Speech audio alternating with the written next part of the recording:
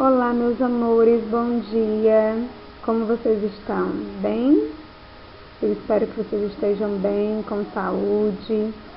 A nossa aula de hoje é dando continuidade à aula anterior. Nós estamos nos preparando para que a gente possa ter uma revisão e também para que vocês possam ter uma explicação qualificada. Então, por isso que a gente está ainda no mesmo tema, para que vocês possam realmente, de fato, se aprofundar no assunto e aprender realmente sobre a Grécia Antiga.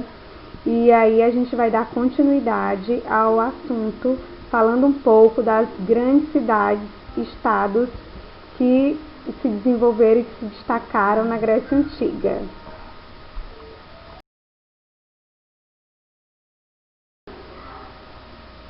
Então, pessoal, a gente vai estar começando aqui o conteúdo falando sobre as cidades que se destacaram na Grécia Antiga. E essas cidades, elas foram Atenas e Esparta. Claro que tiveram diversas outras cidades, cidades-estados, que também eram conhecidas como polis. Mas as que mais se destacaram foram essas, Atenas e Esparta. Como vocês já sabem, e foi muito bem explicado no começo dos conteúdos anteriores aí que vocês vêm acompanhando nos slides, eu falei um pouco sobre a conquista desse território e falei que diversos povos ocuparam esse território e fizeram suas moradias. Porém, alguns outros povos que quiseram se fixar nesse território não conseguiram por conta da própria ocupação, o território já estava superlotado.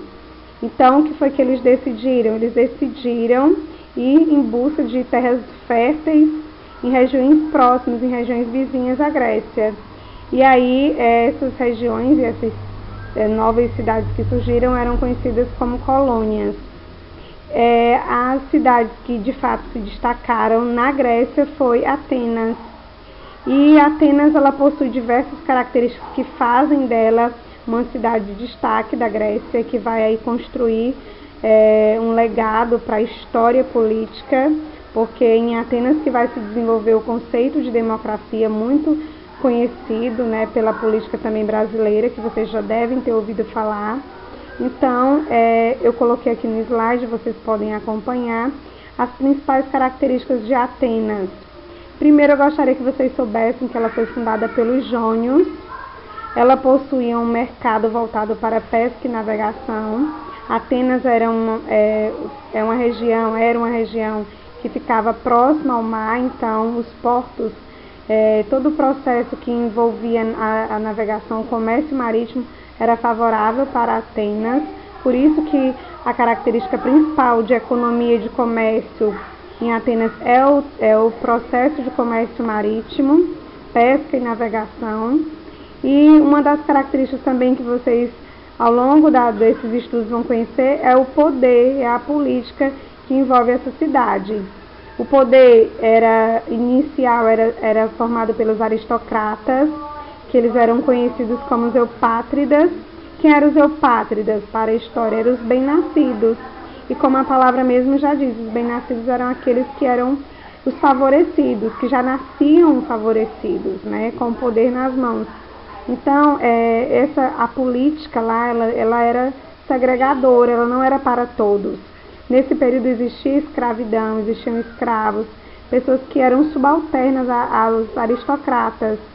E aí os camponeses, os artesãos, os escravos, eles começaram a reivindicar os seus direitos. E isso, de uma certa forma, contribuiu para uma mudança política. Então, os comerciantes, os soldados, os escravos, os artesãos, eles se uniram para reivindicar os seus direitos e aí fazer alguma mudança acontecer em Atenas.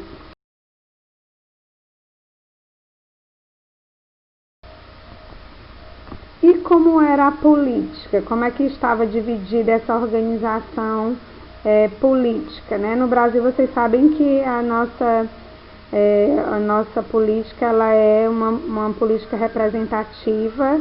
Nós escolhemos os nossos políticos para que a gente elege eles para que eles possam votar nas leis e nos representar na Assembleia.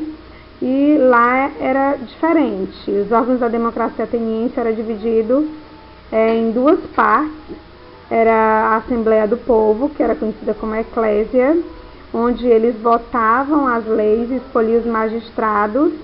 E existia também um Conselho de 500, que era conhecido como Boulé, formado por 500 cidadãos escolhidos por sorteio anualmente.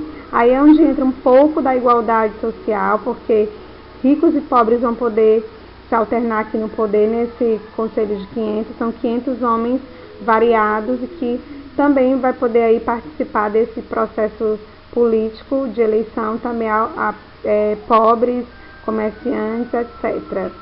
Então aí vai haver um pouco mais de equiparação, de igualdade dentro da política, que é através do Conselho de 500.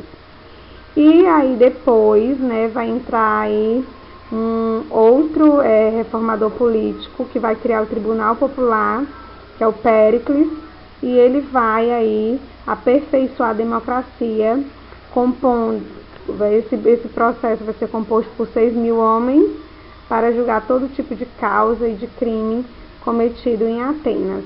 Então esse era mais ou menos o modelo da política ateniense, que envolve o conceito de democracia que vocês já conhecem.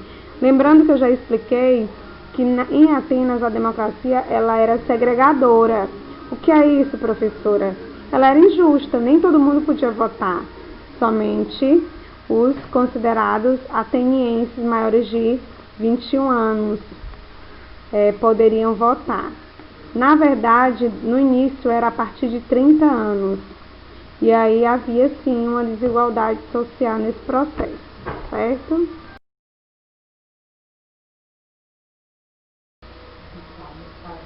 Já Esparta, também uma cidade que se desenvolveu bastante na Grécia e concorria aí com Atenas. Inclusive as duas já chegaram a se conflitarem uma com a outra, eu expliquei isso nas aulas anteriores. As duas chegaram a se guerrear na Guerra do Peloponeso e quem saiu vitoriosa foi Esparta, porque Esparta, uma das principais características dessa cidade é a preparação militar que eles tinham. Toda a sua política era voltada para a guerra e preparação militar. Por quê? Porque eles ficavam situados em altas montanhas. A região deles era uma região mais isolada e protegida, tinha essas inclinações, né, de montanhas, então isso facilitava a proteção deles da região. E essa região ela foi fundada pelos dórios e, como eu já falei, era um povo voltado para a guerra. A criança a partir de 5, 7 anos de idade, 5, 6 anos de idade, ela já era preparada para a guerra. E aí toda a política de Esparta era voltada para isso.